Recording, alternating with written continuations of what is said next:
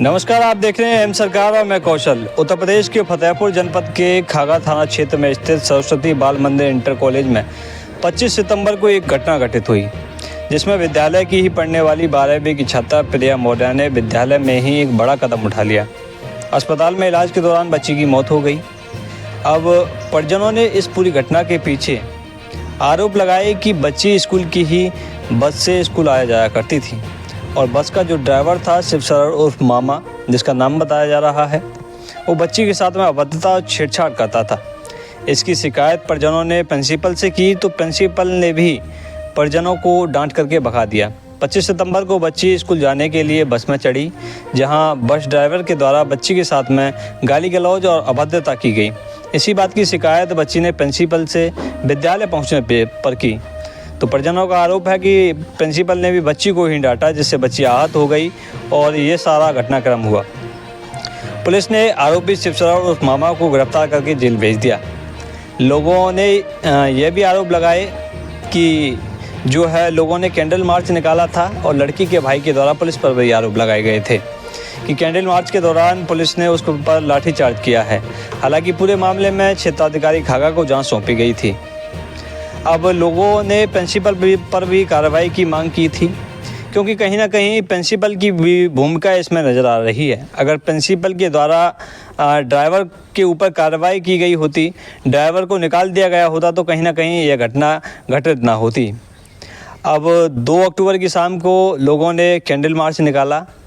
अब एक video social media पर वायरल हो रहा है, जिसमें प्रदीप मौर्य नाम के एक युवक के द्वारा पुलिस पर आरोप लगाए जा रहे हैं कि प्रिया मौर्य के वो श्रद्धांजलि देने के लिए और उसके समर्थन में न्याय दिलाने के लिए उसके द्वारा सोशल मीडिया पर पोस्ट की गई थी और पुलिस के द्वारा उसके घर आकर उसके परिजनों को धमकाया गया और गिरफ्तारी जैसे शब्द कहे गए कि उसे गिरफ्तार कर लिया जाएगा। हालांकि अब आप सोचिए कि लाखों लोगों के द्वारा प्रिया मौर्य के समर्थन में श्रद्धांजलि देने के लिए पोस्ट की गई थी, तो आखिर क्यों प्रदीप मौर्य के घर ही पुलिस पहुंची?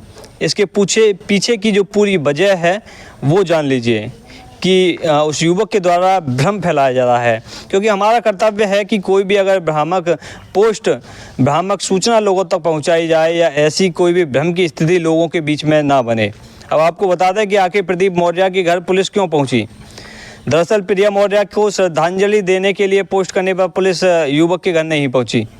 युवक के द्वारा एक जातिवादी पोस्ट की गई थी और जिसमें उत्तर प्रदेश के मुख्यमंत्री को सीधे तौर पर टारगेट किया गया था।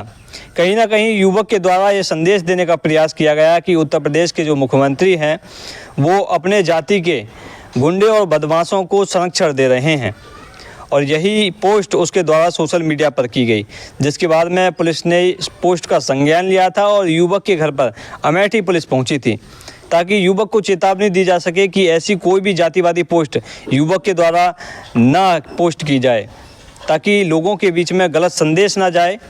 देखिए, कोई भी व्यक्ति जब मुख्यमंत्री के पद पर पहुंचता है और उस पद पर विराजमान होता है, तो कहीं ना कहीं वो किसी जाति विशेष का नहीं होता, वो सारी जनता जो है उसके लिए समान होती है।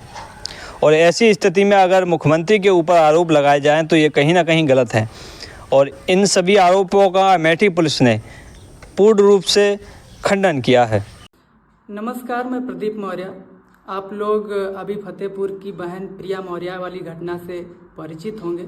उस मामले में मैंने ट्विटर पर ट्वीट किया कि प्रिया मौर्य जी को न्याय दो, और बहुत सारे लोगों ने ट्वीट किया।